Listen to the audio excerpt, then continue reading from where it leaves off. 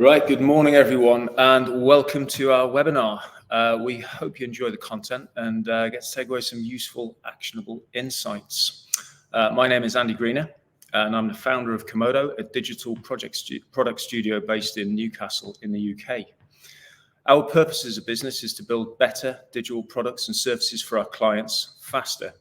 And we've been doing this since 2003.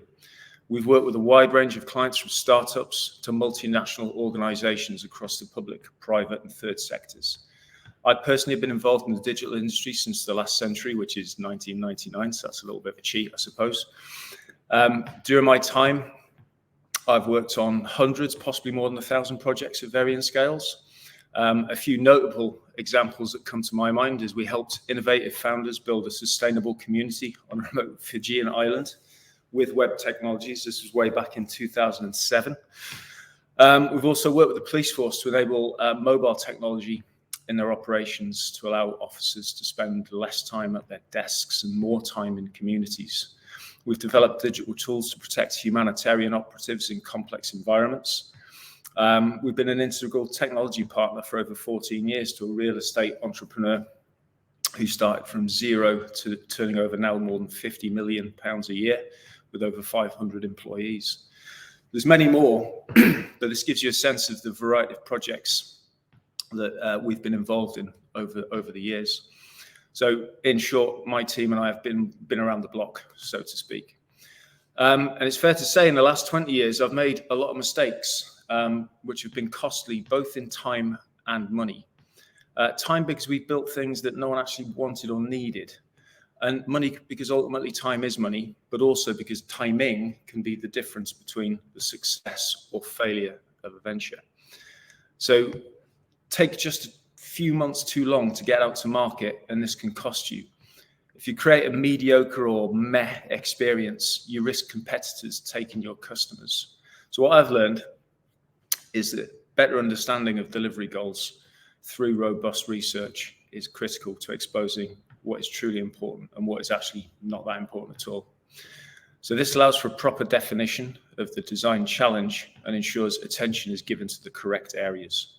So intelligent UX design practices enable more creative and effective problem solving and ultimately deliver a better product faster to market. And products delivered to market rapidly that delight customers enable growth and faster scaling, which is ultimately, hopefully, what we're all kind of motivated to do. So at this point, I'd like to hand over to my colleagues, James Taberner and Shaun, who will spend the next 30 minutes or so talking about just a few areas of how they go about research and UX design.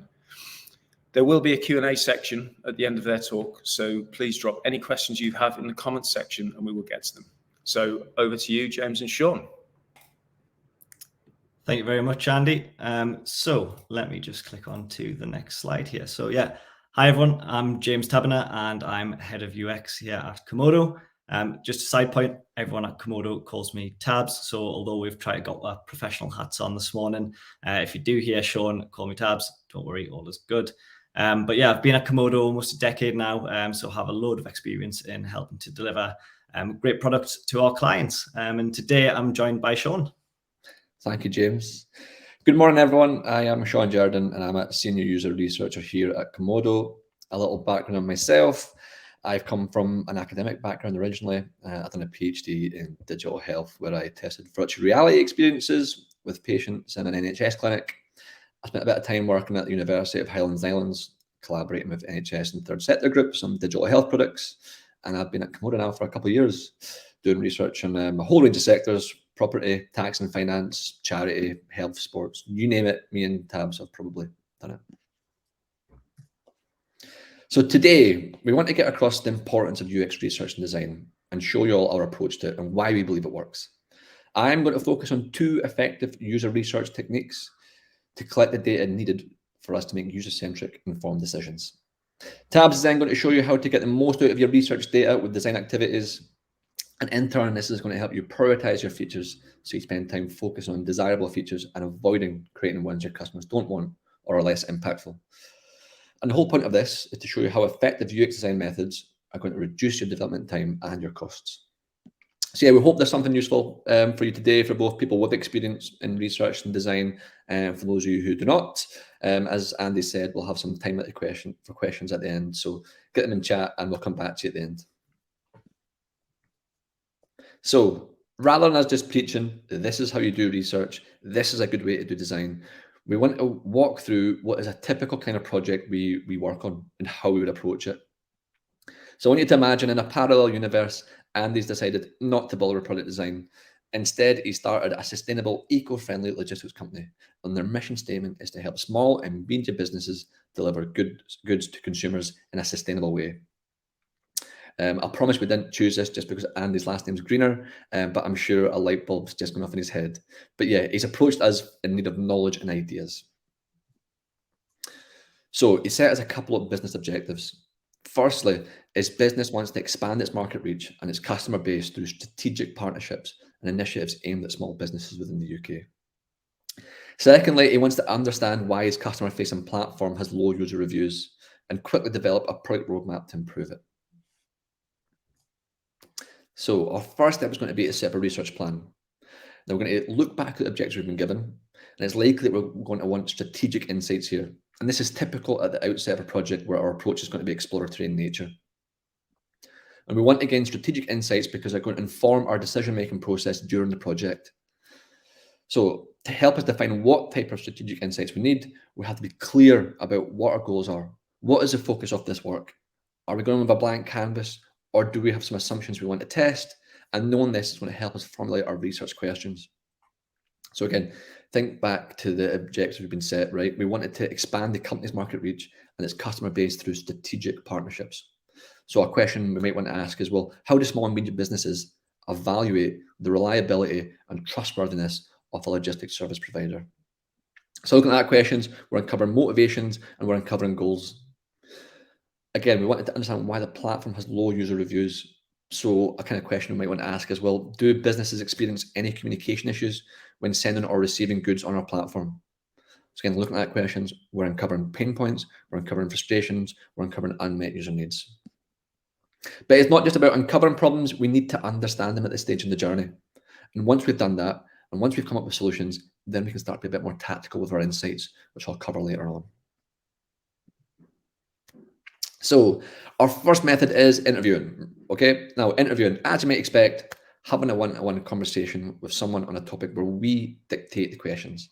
And that one-to-one time with your customer is extremely valuable. It's a chance for your customers to take the gloves off and really be honest with you. And it puts a spotlight on your business that you don't often get to see. Now, typically, I like to interview for 40 to 60 minutes. Any longer, and as well know, sitting on calls, people will start to get a bit fatigued. Not everyone you interview is going to talk to you for an hour. It can occasionally, and I'll put it bluntly, be like drawing blood from a stone, but that's okay. If you talk to enough people, you can account for this. I believe interviews are the most effective when they're semi-structured. We're going to have set questions we want to ask, but we're also going to follow up organically to some of the points made by our users. So before we start interviewing, we need to have a recruitment plan. And this is going to be key to ensuring your research is conducted in a timely manner. So let's think about our example project as we go through this. So the first point I want to think is, well, who are we going to be talking to? Do we want to talk to people who have used our delivery service before, or people who haven't? Maybe a bit of both. So part of understanding why our platform has low user reviews suggests we'll likely want to talk to people who have interacted with our service before. Secondly, how many people are we going to aim for? So we'll typically interview between 5 to 8 users per user group. Now, if you're asking what's a user group, well, think, does a group of your users have a unique perspective? So for example, for Komodo delivery, does using a delivery service in remote Wales and remote Scotland have a different experience for your user compared to setting up deliveries in central London? The chances are it probably does. So think about whether you're covering an accurate sample of your users. Our third point, how are we going to communicate with them? So a good way of doing this, as quite often is the case, is on a video call. We can have a chat as normal, and if need be, we can get the user to share the screen if they want to walk us to a particular pain point they've got using the platform. In our project, we're going to be meeting small business owners in different parts of the country. So, the chances are if we're going to go and meet them, it's going to take time, it's going to cost money. So we might as well just do this virtually. Finally, how are we going to incentivize them to take part? So monetary incentives are quite commonly used in research. People's time has value. If you can't offer something like a voucher, think about what you can offer. So in our project, we might want to say, okay, we'll give you 5 free deliveries if you take part in some research. If you can't offer something like this, think about how you word your recruitment ads. The chances are you're doing your research to improve the user experience, for example. So you want to get that message across in your ads. Really sell it to your users to take part. Now, interviewing is all about detail, and you shouldn't be afraid to keep asking follow-up questions. If you're getting detail on an issue you know what you need to understand, try to extract as much information as you can from that. We're empathizing with the user here. And to do that, we need to be sure we understand the problems they're facing. It's worth adding here as well, we always talk about identifying problems, but actually sometimes just understanding the positives is just as important. We don't want to start making changes to features that actually work quite well. So you do want to at least keep your mainland question as consistent as possible across your sessions. And this is going to ensure your findings represent the group as a whole, and it's going to be important for your analysis later on. So to do this, we want to have an interview script. We're going to list our main questions we want to ask in the interview, think back to our main questions earlier in the research setup, include them, expand on them a bit more, and this script is going to act as our guide.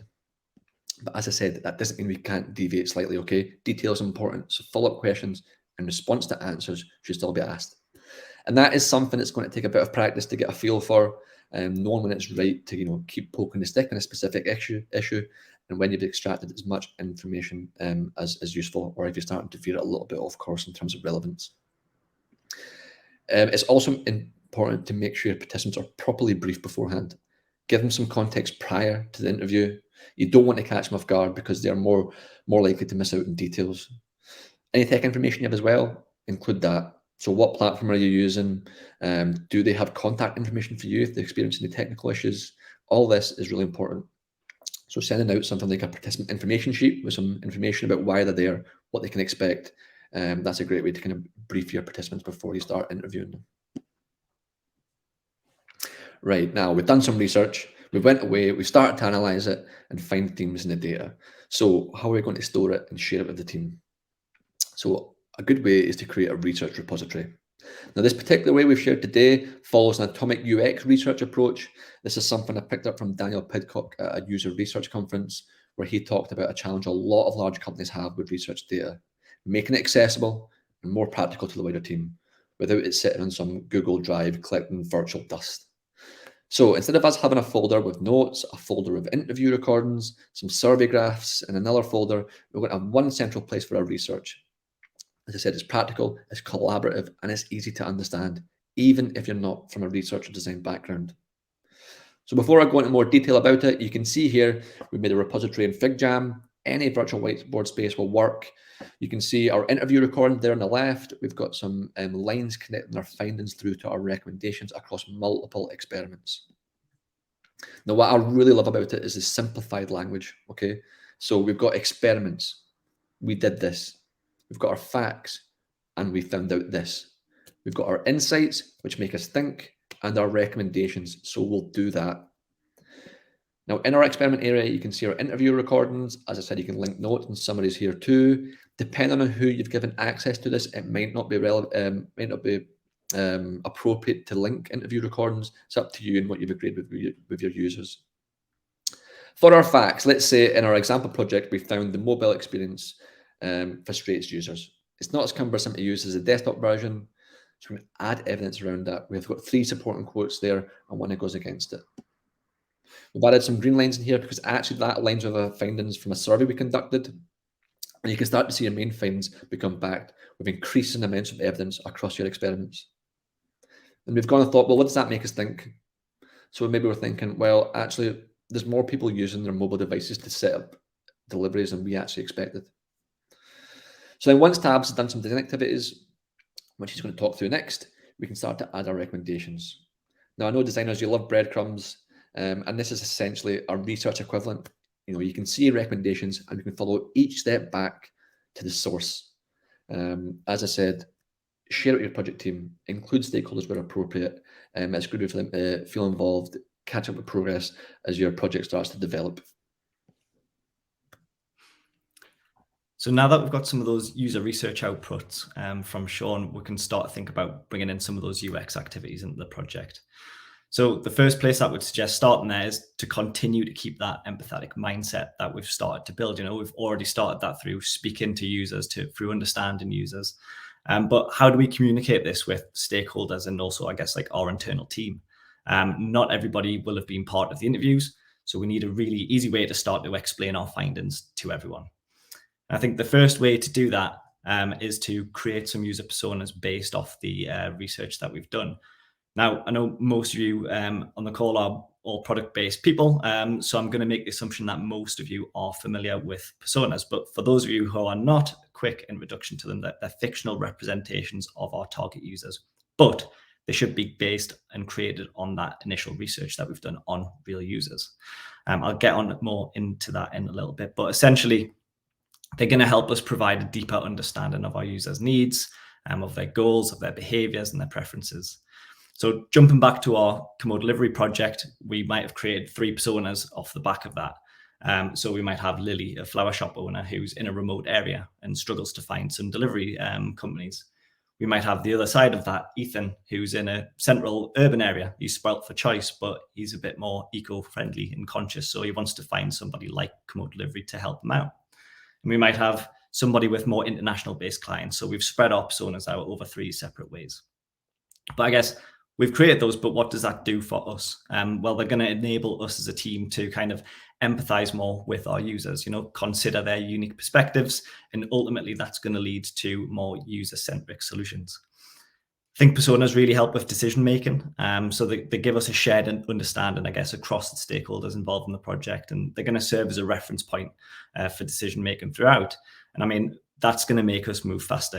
If we can make a decision based on these personas, we can push one forwards or get rid of an idea really quickly.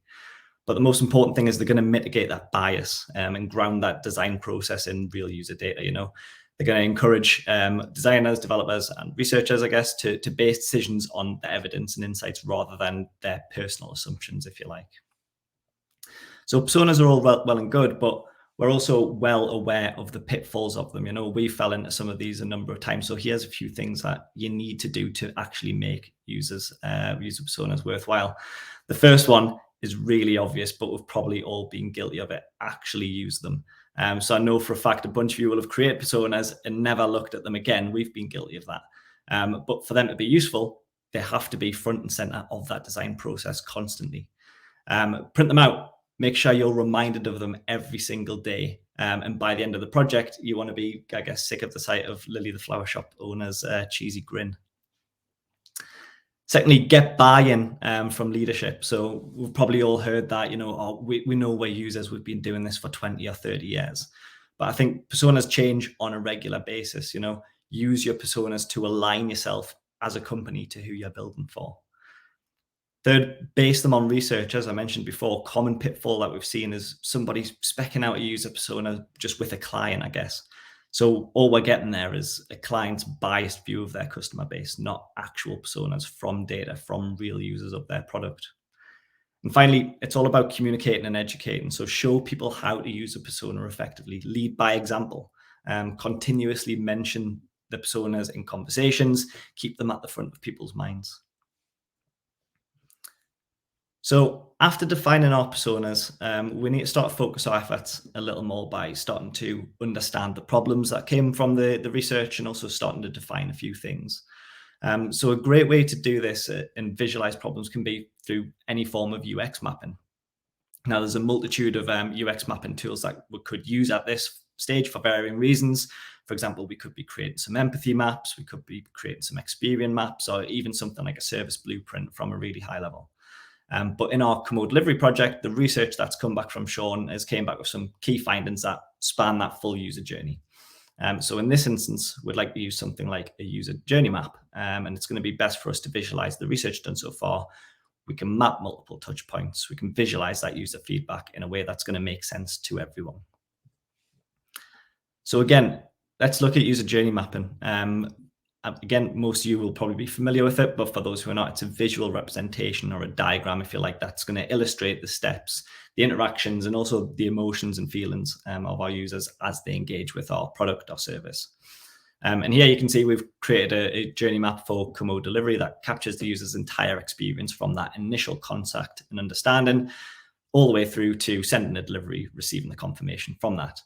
But not only that, user journey mapping could focus on a certain flow within that. So if there was something that was brought up through our research, we can concentrate on mapping out those specific steps, I guess, rather than the holistic experience.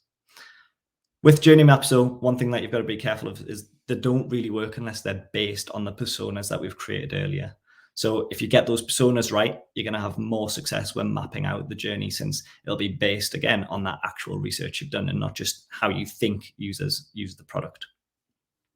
And then next, if you want to start and narrow down with these a little bit more, you can do so. You can look at the pain points that the users are facing at each step of the process and identifying opportunities of like how we can fix this. So by doing things like creating how might we statements, for example. So how might we improve the setting up a delivery flow for mobile, for example, I think Shaun mentioned before. And at this point, this is where we can start to dig into those questions and really think about it and ask why internally, you know, why are our users facing these problems? What could the root cause be? So now comes the fun part where we can start to kind of get our hands dirty and come up with some solutions through ideation and exploration. So let's take the learnings from the research, let's take the personas and the user journey maps and start to apply the learnings from those in a creative way. I think this is where you really start to see your product or idea moving forwards quickly. So when we start to ideate, the best approach is to take some of that thinking from that good old kind of tried and tested double diamond approach with the convergent and divergent thinking. And yes, I know on screen it's only a single diamond, but the process and the thought here is really what I'm getting at. You know, start with the problem that you have defined and go really wide. No judgment, there's no silly ideas, just produce sheer volume of ideas here. There's a number of ways that we can do this, which I'll discuss some of those in a moment. But the good thing about ideating at this point is you can get everyone involved, you know, get key stakeholders into a workshop, for example, apply them with some coffee and sugar and watch them go. You know, you're going to get some crazy ideas that come out of that, which is fine. But also running workshops with users directly to get their input, get their thoughts, get their ideas on how the product could move forwards is also super useful. And then after that divergent thinking, we need to converge.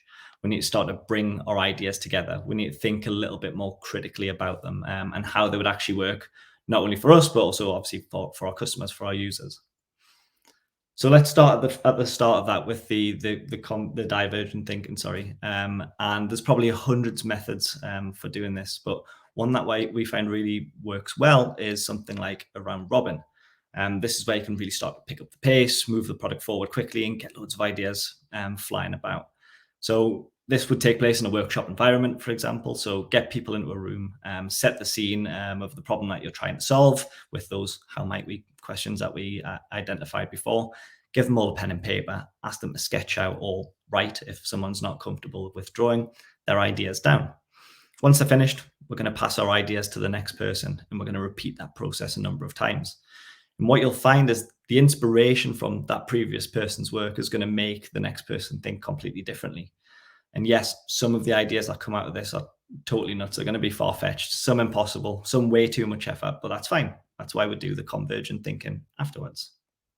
So for our project for Komodo delivery, we might have created a bunch of ideas for improving that mobile experience that we mentioned from the research. So I'd expect to see things like sketches of app screens here, maybe some high-level flows, some storyboards, things like that.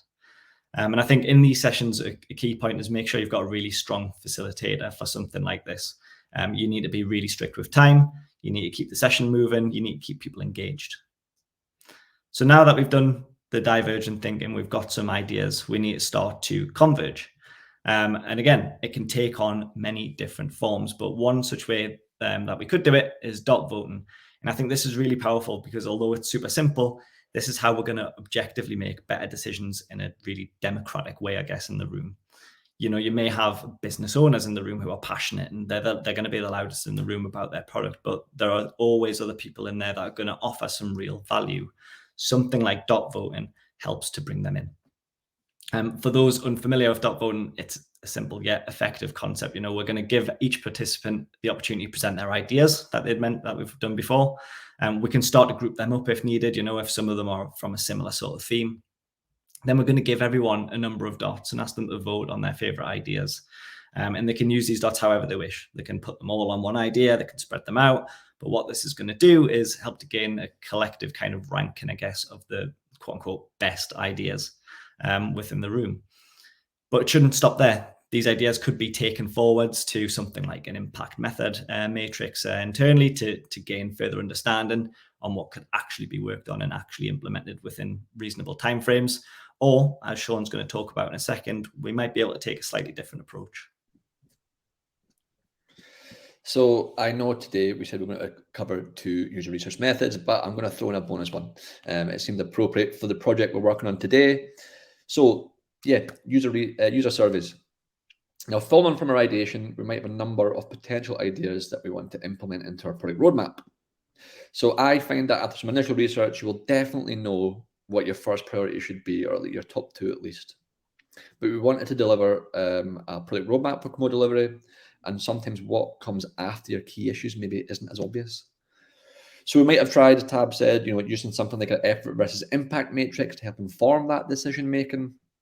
But we can go one step further and bring in our users again to help make this decision.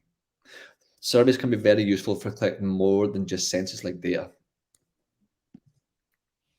So we can list some features we've come up with. So let's say, for example, in the survey question here, we're telling users we're looking to prioritize our efforts to improve the platform.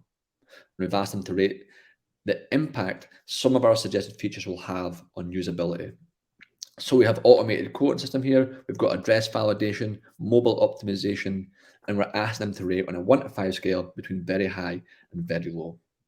Now, the responses you set are going to be dictated by what you're measuring, whether it's, as we've done here, impact, or it might be frequency, agreeability, value, quality. Just think about what you're asking.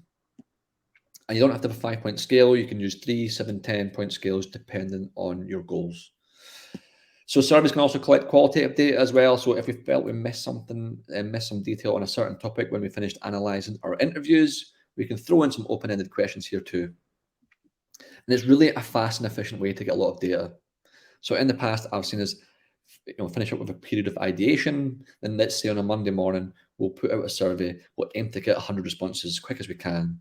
And by the end of the week, we've pulled the plug on the survey. I've done a quick bit of analysis and sent it over to James with our results. So, within that 1 week period, we've got a clear idea for our priorities for our product roadmap. So yeah, now that Shaun's came back to us potentially with some key parts of that journey that we need to work on, this is where we can start to prototype and bring things to life. And this is where you get something tangible to show users and to other stakeholders. It's going to help us get buy-in and progress things forwards quickly. So speaking about prototyping and bringing things to life, shameless plug, last year I did a full talk on prototyping at Design It, Build It, or DIBI up in Edinburgh in Scotland. And this was how best to make use of prototyping, which I don't want to go fully into, but I'm going to try and sum up a few key points with you today. But first, if I was to go around and ask everyone in the room here, what's the first thing that comes to their mind when they think of prototyping, we're probably going to have a real mixed bag of answers. And that's because it can be such a wide range of things. But to me, it comes down to 2 things. It comes down to the fidelity of the prototype and also the type of the prototype. Too many times have we kind of failed in prototyping by not defining this before we start. We hadn't set expectations, so we might have went wild and produced something that was way too detailed for what it needed to be. Now, when I say fidelity and type, fidelity is relating more to the look and feel of the prototype, whereas the type is determined by the use of the prototype and what you're going to show or test. And we'll talk about that in a bit. But first, I'm going to talk about the different types of prototype that we could potentially use.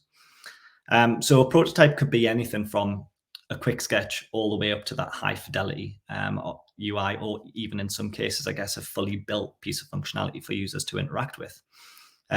Sketching and paper prototypes They're brilliant. You know, in our instance, we could get it cut out of a phone screen. We could draw some UI, a quick storyboard behind it, move the screen over to show it in action. That's a really quick and dirty way of prototyping, I guess, but it's going to get an idea across.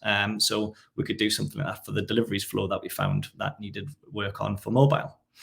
Moving up that scale there, we've then got wireframing, which is that slightly higher level of fidelity, which could be great, but it may throw users off in some cases because it might not look close enough to the real thing for them. So you might get some of that feedback of, well, why is it all gray? And then again, up the scale, our style designs, they're going to take the longest to produce, but they're going to look the most polished. They're going to throw up some interesting feedback points sometimes if users might concentrate more on the nuances, I guess, rather than the specific task at hand that they're testing when we're prototyping. But not only that, a prototype could be something way more obscure. It could be something hands-on, creating something with like Lego bricks, or even like role-playing where certain scenarios acted out to get a feel of the context in which the prototype is going to be used. So when we look at this, we can say it's really important to select the right fidelity because, as I mentioned before, we don't want to spend way too long on a prototype when it really could be done in much less time. But basically, failing earlier, it's going to save us that time and effort, isn't it? So that's our fidelity. If we switch over to the types of prototype, I found Jacob Nielsen published a paper back in the 80s, which really outlines these types of prototypes nicely and in a really sensible way. So we've got horizontal, vertical, and scenarios as 3 different types of prototypes. And the best way to explain this is visually. So let's imagine that this square here is our full service. We've got our features and we've got our functionality. A horizontal prototype is one that's got shallow functionality, but it's going to cover a wide breadth of the service. So these type of prototypes are something that we generally use in the early phase of a project. They're helpful for getting an understanding of the range of abilities across the system and how a feature set's going to be brought together. We can use them to represent ideas to stakeholders, gain buy-in on some of the requirements and design. And for example, with our Komodo delivery project hat back on, a horizontal prototype here could be testing a main navigation for the website or something like that to ensure that our users can find the right content for them effectively and quickly. The flip side of this is a vertical prototype. They're prototypes that maybe just concentrate on one specific feature, but they're going to go really deep into the functionality of that feature. It's going to take the user down a path to test the journey within one section of an application, for example. So again, in the context of our project here, we may make a vertical prototype to test in depth that mobile deliveries flow that Shaun mentioned on the previous slides.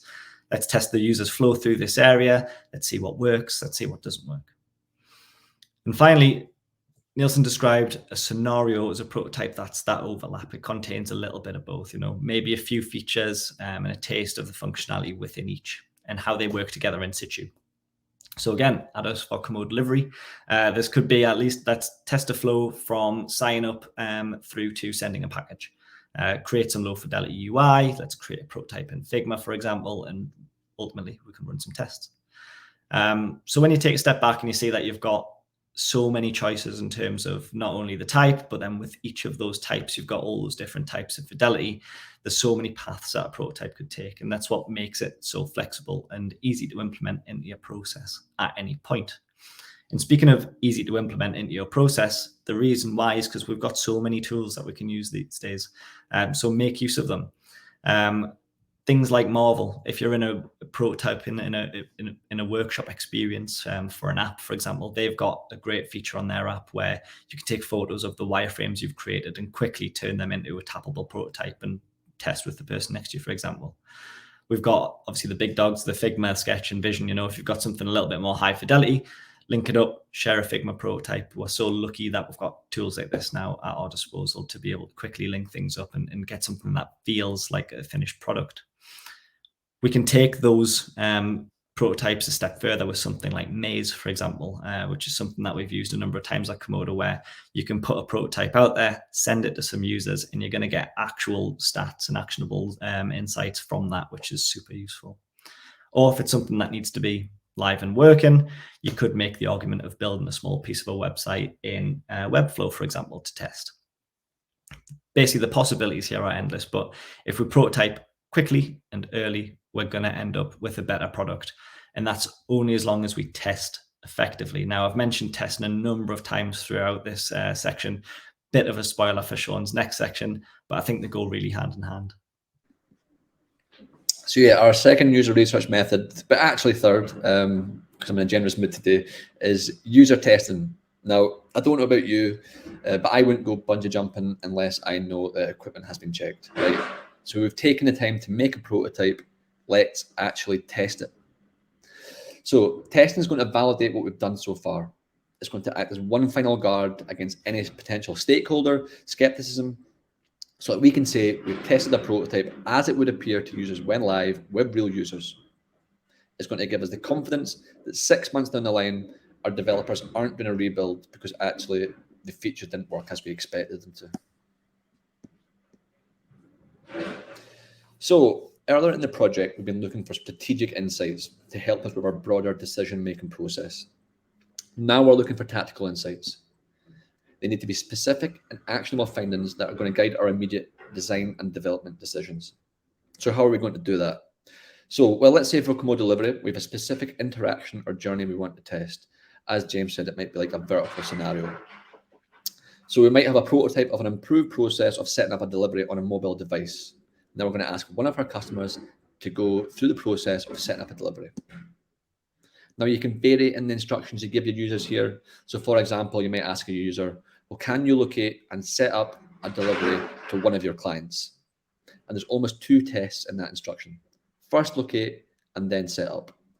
So before they've even went through the process of setting up a delivery, you're able to assess whether they are following the logic of your system and looking in the right place to start the process. Now, there are different ways to conduct testing. So here on the right-hand side, we have unmoderated. So instead of me being present in the room or on a call, a user sits down with the product with some instructions. Now, we're removing the presence of a researcher here from the test, but we can still record what's happening. This will feel a bit more natural. You don't have, my 6 feet towering presence in the room. And then we have moderated. So we've got guerrilla testing. So rather than specifically choosing your testers, you can go into public, ask some random people to do a very brief test. Can we get you a coffee if you test our app for 10 minutes, let's say? There's lab usability testing and a remote version, kind of the same thing. So we have a specific user who comes in, I tell them face-to-face what I'd like them to do.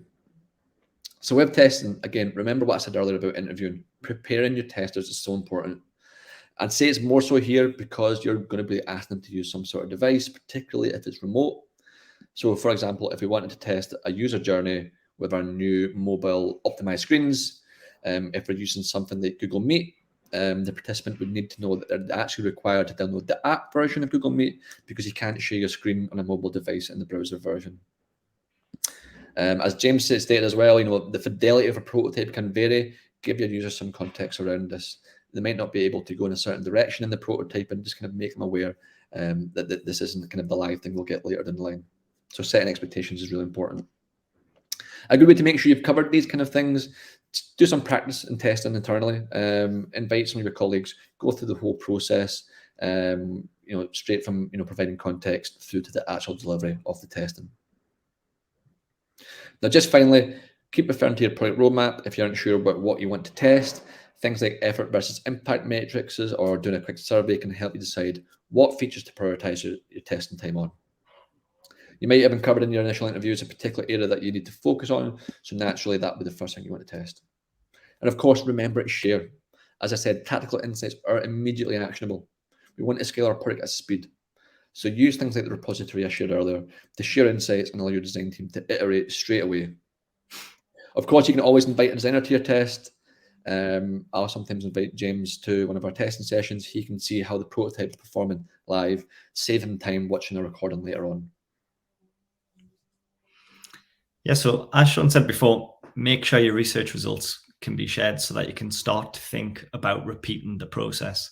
So the actions that we've discussed today all fit into that design thinking methodology, which is it's a cyclical and it's a never-ending process.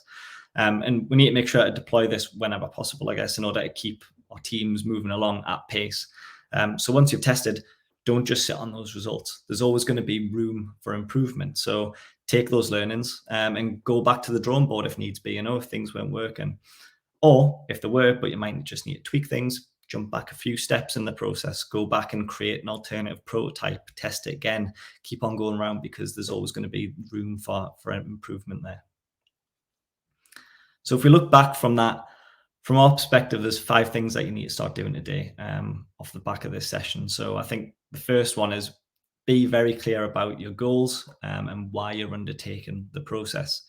Go into every activity that we've discussed today with this clearly set out. Making sure that you do this, it's going to lead to cost savings as a result, because we're going to be more focused on our end goal. That ultimately, poor preparation is going to lead to poorer results. So make sure you're prepared and you understand your goals. Secondly, understand the problems and don't just identify them. So this is what Shaun mentioned before, and I think it's a key one. Make sure you build empathy at all times. Ask why. Put yourself in the user's shoes. It's not just a checkbox activity that we're doing here. We're dealing with how users act, think, and also ultimately how they feel whilst using your product. Make practical use of your research as well through, like I've mentioned, things like personas and journey mapping. Make sure you can share these things in a way that everyone can understand. Talk people through your personas and your maps. Show them how to use them effectively. Be that advocate within your team for that user-centered approach, and push for a better product, because something created with the users at the center is ultimately going to yield better results. Fourth down there, remember to iterate. As I mentioned before, iterating is going to improve your product's quality. Doing things multiple times is going to make things better. So we've seen it too many times where teams complete a process and they're rubbing their hands, job done. But what we should really be doing is revisiting everything regularly. Have yearly check-ins to make sure that your personas still apply. As I said, things do change. Create new journeys that include new product areas that you've added in, if you haven't already, as part of adding them in the process. And understand that by applying the steps that we've gone through, your product will now be evolving at speed. So we need to move with it. And finally, take a collaborative approach with your team, but not only your team, your users as well. It's going to help us to work quickly and efficiently by involving as many stakeholders as possible. We're going to do that, but keep in mind, some people are louder than others. Some people may need a different approach to get quality information out of them. So you need to make sure that you're being flexible, you're patient, but most of all, I guess, enjoy the process.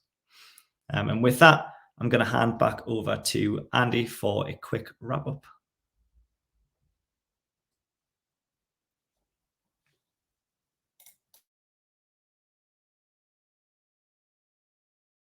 I'll just remember to unmute myself. Newbie error, thank you. Right, thanks very much, James and Shaun. So much good information there. Just to note, we will share the slides for this presentation along with some additional resources, so do keep an eye out on your inbox. Okay, now a little shameless plug for Komodo. So hopefully you'll agree that objective structured research is a powerful tool in the process of building really great products for your users. And we have found that oftentimes solid user research is not conducted, mainly because of time, resource and expertise issues, even within large organizations that aren't specialists within the product teams. So I guess just like with QA, where it's never a best plan to have the developer conduct their own testing on the code they've written, we find that external user research works better as it's free from bias and internal pressures. So it just delivers better results, more objective results. And this is an area we help clients with. We offer a number of services that we can package and deliver. So one example of how we package our user research services could be the setting up and instigating of qualitative interviews. We get relatively small but workable groups of 5 to 8 users per user group. Or this could even take the form of a workshop or a series of small, short workshops. We then produce a detailed report with key themes, issues, and recommendations that then feed back into your product design process. In addition to this, there's also an option where we could create user journeys, personas, as well as conducting surveys to generate that additional data that then could feed back again into your design and development processes. terms of timeframes, these are obviously, they're variable and they depend on the breadth and depth of the research activities. But as a rough guide, we estimate approximately a week for the framing and design of the research activities, approximately a week for setting up and conducting the interviews, and this is assuming that we've got participants available. We can also help with recruitment if that's the thing that needs to happen, and then about a week to generate to do the analysis and generate a report. So just as an indicative budget, because it's always the question people ask of, yeah, it's great, how much does it cost? You're looking in a range of about £4,000 to £6,000 for a project like that. So, okay, that's the end of the shameless plug. Now we've got a little time for some questions. So, Elena is asking, may I ask what repository you're using here? So I'm not sure who's best to answer that. I can answer that, yeah. Hi, Elena. Thank you for your question. So the example I gave was on FigJam. The beauty of it is you can use any kind of virtual whiteboard space. Miro will work as well. We're following the Atomic UX framework. So in the package we'll send out today, there's an article explaining it a bit more about the kind of reasoning behind it and how it works from the source, Daniel himself. But yeah, you can use any kind of whiteboard space, virtual whiteboard space. What I like about FigJam is there's plugins to actually include your interview recordings, and you can start to mark stuff on them directly. But yeah, there's a bit of flexibility with it. Okay, that's great. Hopefully that's answered your question there, Elena. Now there's I think this is a question from Tava. I'm sorry if that's not the correct pronunciation of your name, but Tava's asking I think a series of questions that amount to the same thing, which is, what's your best suggestion while designing a product which is having less budget to conduct user research and less time to interact with users? Some projects has come with less time frame of 2 months, resulting in no time for research or user involvement.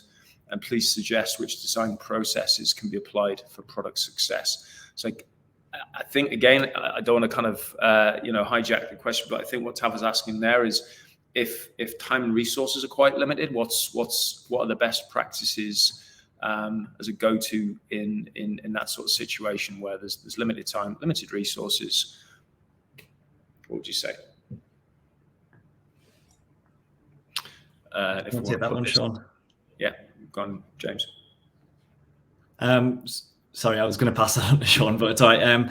From a testing perspective, anyway, when we're short on time, if we don't have access to actual users, Shaun mentioned it within his plan there in terms of the research and testing. You could just do some guerrilla testing. It might not have to be done with end users to get actionable results. Even just testing with your colleagues, with friends, with family, with people who closely match personas if needs be. You can certainly get some actionable insights out of that from a testing point of view. But Shaun, I don't know if you've got any tips in terms of like how's best in terms of research if we're short on budgets. I think what I'd stress here is you'd be surprised what you can uncover with a small amount of research. I always use a bowling analogy. So if your bowling pins are your user needs, you'd be surprised how much you can knock out in the first strike. It might take you lots and lots of tests after to get that last one. But yeah, certainly a small amount can actually go a long way. So don't underestimate how much a little bit of research can go. It's a great analogy. Okay, I've got a question which I'm going to put towards Shaun, and it's concerning the very topical rise of AI. And the question is, have you tried integrating AI into user research workflows? And do you think this is going to change how we do user research in the future, Shaun? So I have, yes. I guess a few points on AI. I mean, believe it or not, I've come across stories on, researchers forums where, people have actually asked chatbots to act as one of the users. Don't do that, please. So yeah, I mean, I guess what would save a lot of time, is using AI to transcribe interviews, and then, if you could ideally feed that into an AI program to summarize it, that'd be great. But there's kind of two things there that are kind of an issue. Firstly, I don't know if you noticed, but me and James have quite, regional accents, and transcription AI just doesn't seem to be very accurate with that. As well, if you wanted to have your interviews summarized by AI, you need to remember, ethically, have your participants even agreed to that? But where I do think AI is really useful at the moment, just asking it to come up with like a first go interview script, you'd be surprised at little things maybe you haven't thought of on a first round. So just asking, hi, I'm tell the AI, I'm a user researcher. I'm looking to understand, let's say, how users think about, smart city apps. Ask it to do a first run interview script or even survey questions, and you can just kind of copy a lot of them straight away and expand on it. So yeah, it's definitely a tool that we're going to be using more and more. But I think, ethically, in terms of what we're sharing with it at the moment from our user side, just be wary about that. Okay, interesting stuff. Okay, we've got a question from Emma Norton about accessibility. So thanks so much for a really interesting overview of the process. How do you ensure that participants with accessibility needs that might cause them to experience the service differently are included in your research sample? So that's one for Shaun, I think. Yeah, so what we'll do with our, when we're recruiting, we'll always put out a pre-screening questionnaire where we'll ask people to, age, gender, technical capabilities, but also go through accessibility needs, and get people to give us some kind of feedback around that. And then it's just, it's actually going through the process of making sure you're including people with accessibility needs. People aren't hiding, people want to be included. So yeah, making sure you've got a good pre-screening questionnaire out there to make sure you're actually selecting a broad spectrum of people that covers accessibility, covers appropriate demographics. Okay.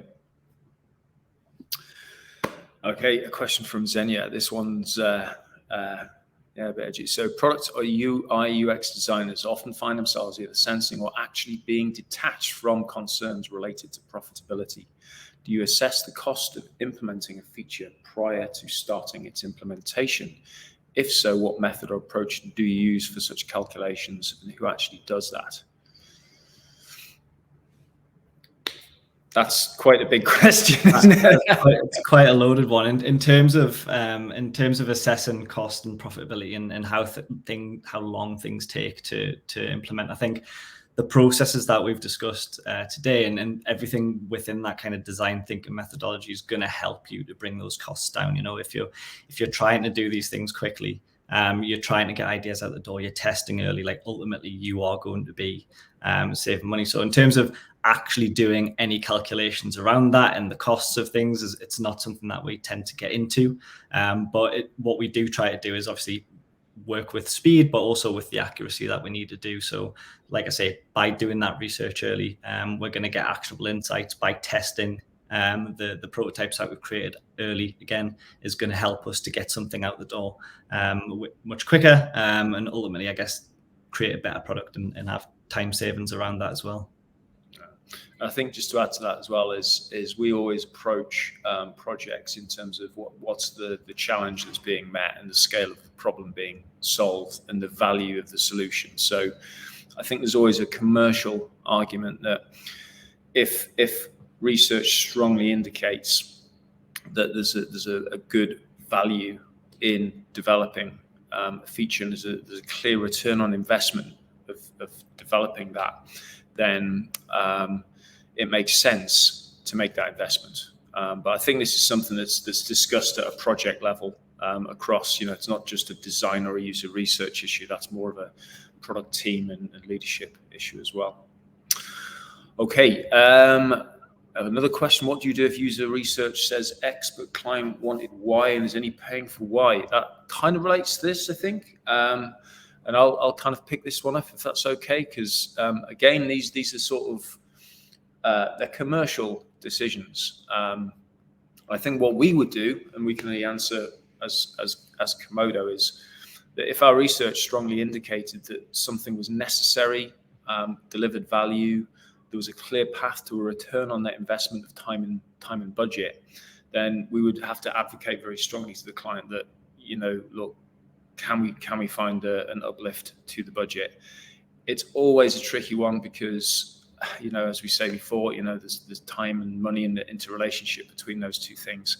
But we would do our best to try and like advocate for including features that create better products. If the client ultimately just really doesn't have a budget, then we're looking at kind of, okay, what's the next best alternative that can get us on that pathway to a great product. Have you got anything to add to that, guys? I think, yeah, I mean, it's something that has come up in things we've experienced in the past. I always find that some hard-hitting quotes that argue to the contrary of what the client wants can be quite influential to include in the report.